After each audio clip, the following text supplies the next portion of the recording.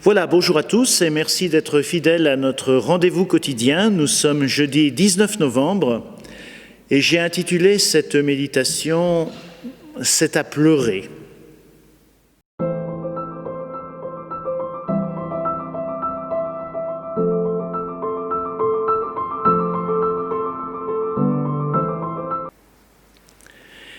De l'évangile de Jésus-Christ selon saint Luc. En ce temps-là, lorsque Jésus fut près de Jérusalem, en voyant la ville, il pleura sur elle en disant « Ah, si toi aussi tu avais reconnu en ce jour ce qui donne la paix, mais maintenant cela est resté caché à tes yeux.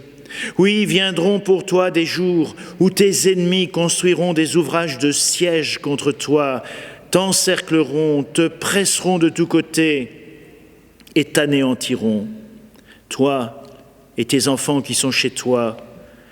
Et ils ne laisseront pas chez toi pierre sur pierre, parce que tu n'as pas reconnu le moment où Dieu te visitait. » C'est à pleurer. Jésus pleure sur Jérusalem. Heureux ceux qui pleurent, avait dit Jésus sur la montagne des Béatitudes. Il avait rajouté, ils seront consolés. Il avait dit aussi, heureux les doux, heureux les artisans de paix. Mais il en faut du temps, des années, des siècles, des millénaires même, pour que ces paroles se fraient un chemin dans le cœur de l'humanité. Car la consolation, elle ne va pas arriver tout de suite, et c'est à pleurer. Les paroles de Jésus vont en effet se réaliser au sujet de Jérusalem. Viendront pour toi des jours où tes ennemis construiront des ouvrages de siège contre toi, t'encercleront, te presseront de tous côtés, t'anéantiront, toi et tes enfants qui sont chez toi, ne laisseront pas chez toi pierre sur pierre. C'est arrivé.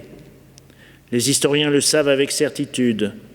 L'armée romaine a assiégé et dévasté Jérusalem jusqu'à l'extermination et rasé le temple et toute l'antique cité de David. L'assaut final s'est terminé le 8 septembre de l'an 70. Voilà pour l'histoire. Une histoire qui était prévisible, mais pas inéluctable. Prévisible avec la montée en puissance des groupes terroristes de l'époque, les zélotes, la logique de répression et de terreur de l'autorité et d'occupation romaine, avec cette logique qui s'impose si souvent aux pensées des humains, que les problèmes peuvent se résoudre à l'issue d'une bonne guerre, comme si une guerre pouvait être bonne. N'en dédisons pas trop vite que Jérusalem a été détruite à cause des crimes de ses habitants.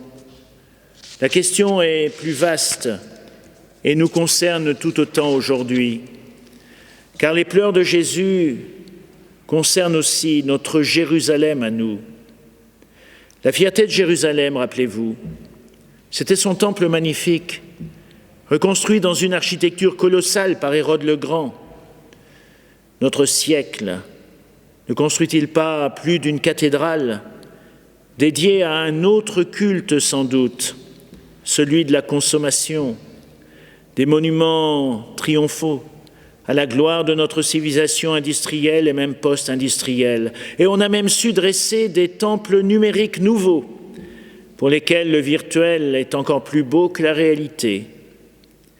Mais quelles seront les valeurs qui habiteront ces temples et ces palais magnifiques qui font honneur à la créativité intelligente de notre espèce ? Dans un film culte, Le Dictateur, Charlie Chaplin, dans une immense tirade conclusive, fait dire à son héros les phrases suivantes, dans lesquelles je vois un étrange écho avec notre situation actuelle. Je le cite. « Nous avons développé la vitesse pour finir enfermés. Les machines qui nous apportent l'abondance nous laissent néanmoins insatisfaits.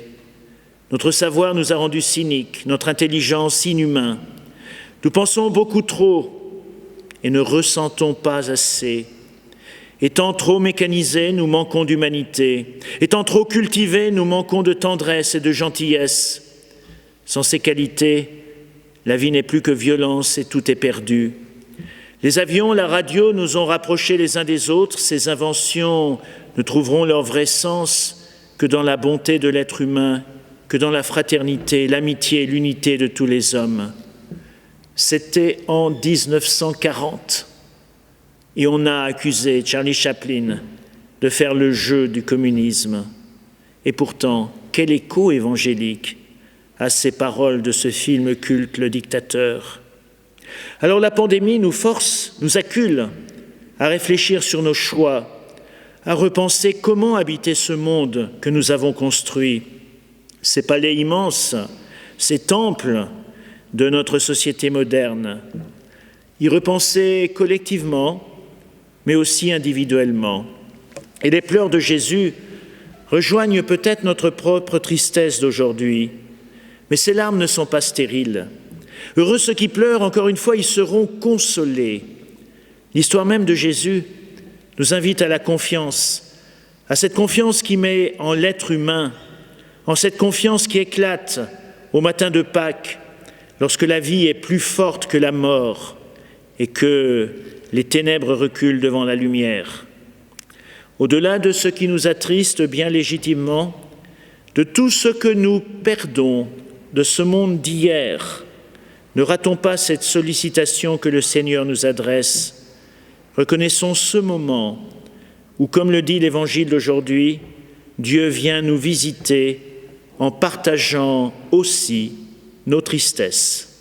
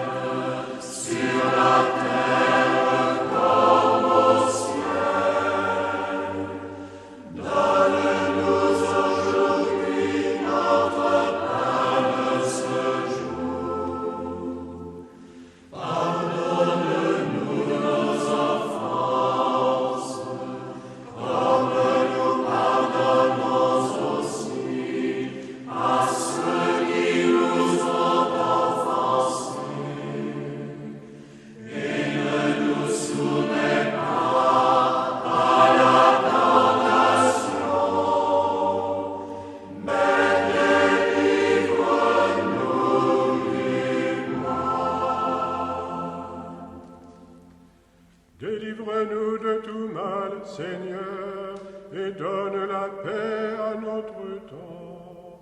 Par ta miséricorde, libère-nous du péché.